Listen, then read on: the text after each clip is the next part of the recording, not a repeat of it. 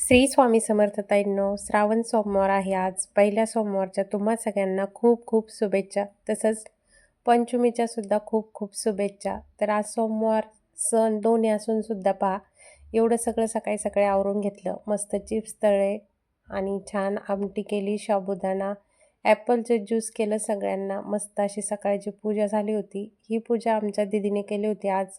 आणि पांढरं वस्त्र आपल्या आई जगदंबाला घातलं होतं. त्यानंतर जायचं होतं आम्हाला कुठं तर जायचं होतं वारुळाला. आता आमच्या गावाकडं बायका वारुळाला जात नाहीत, पण मी इकडं राहायला आल्यापासून कंटिन्यू दरवर्षी वारुळाला जात असते. मस्त साडी वेअर केली पिवळ्या कलरची, छान मेकअप करून घेतलं आणि वारुळाला आलो. तर आम्ही सगळ्या मिळून आलो होतो वारुळाला. इथं वारुळाला आल्याच्यानंतर वारुळाला येताना मस्त कानाले करावं लागतात. छान अशा लह्या, गूळ, दूध, पाणी हे सगळं व्यवस्थित घेऊन आलो. मस्तपैकी वारूळसुद्धा कितीकं छान होतं. काही काही वेळेस वारूळ भेटत नाही पाहताईंनो, पण इथं मस्त पण भरपूर अंतरावर होतं. जवळपास 1 किलोमीटरच्या अंतरावर आलो आणि मस्तपैकी वारुळाची सगळ्यांनी पूजा केली. छान अशी आपली रील्ससुद्धा शूट झाली. तर रील्स दीदीला घ्यायला सांगितली होती.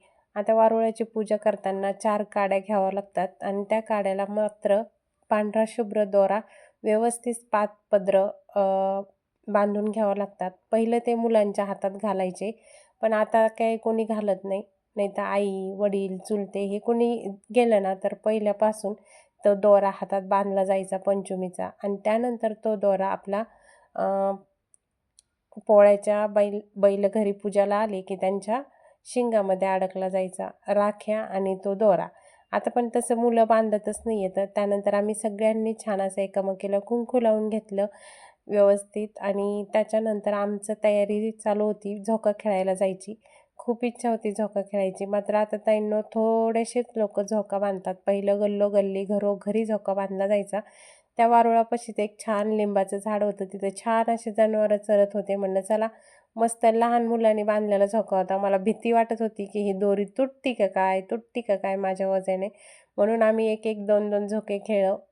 गेल्या वर्षी आम्ही भरपूर सारे वेळ झोका खेळत होतो. आजसुद्धा अशी इच्छा झाली होती की झोका खेळावा, पण तेवढ्यात हा झोका दिसला. मस्तपैकी इथं पण झोका सगळ्यांनी 5-5 खेळून घेतले.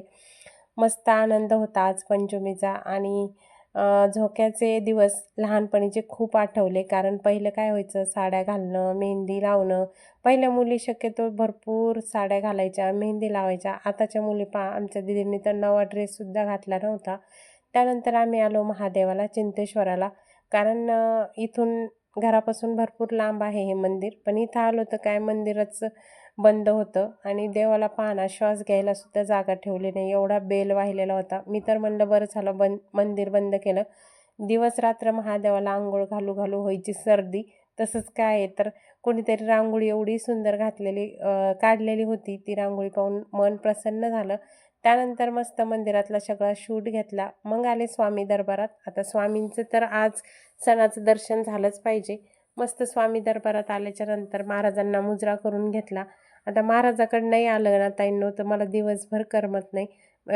कितीही घाई असू, कितीही काम असू, किती धावपळ असू, किती कामाची धमाल असू, तरीसुद्धा मी महाराजांच्या दर्शनाला येत असते. चलता चलता का होईना. महाराजांनी एक साधन निवडलं आहे मला, म्हणजे गाडी शिकवली आहे. घरापासून जरी मंदिर लांब असलं तरीसुद्धा इकडे बघा,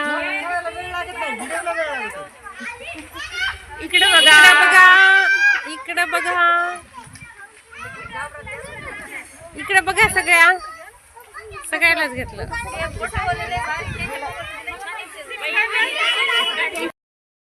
महाराजांच्या आशीर्वादानेच मी गाडीसुद्धा शिकलेली आहे. त्यामुळे मला काही महाराजापर्यंत यायला वेळ लागत नाही आणि त्यांच्या आशीर्वादाने मला छान अशी जी स्कूटी आहे ती मस्त हाणता येते. त्यामुळे मी दरबारात यायचा कधीच कंटाळा करत नाही. तर ताईंनो आता वाजलेत 7 आणि आता 7 वाजता मला बाहेर जायचंय. बाहेर कशासाठी ते समोर नक्की बघा. तर अचानक आहोंचा दौरा निघाला होता बाहेर. आता गावाला कुठं गेले ते तर तुम्हाला सांगणच नंतर. मग जायचं होतं शॉपिंगला. मग छान अशी शॉपिंग करून आणली. नशीब लागतो आपण म्हणजे असं नवरा भेटायला की बायकोच्या चॉईसनी शॉपिंग करणारा, सोबत घेऊन जाणारा. मस्त असे त्यांना ड्रेस छान छान घेतले आणि त्यांनासुद्धा छान आवडले.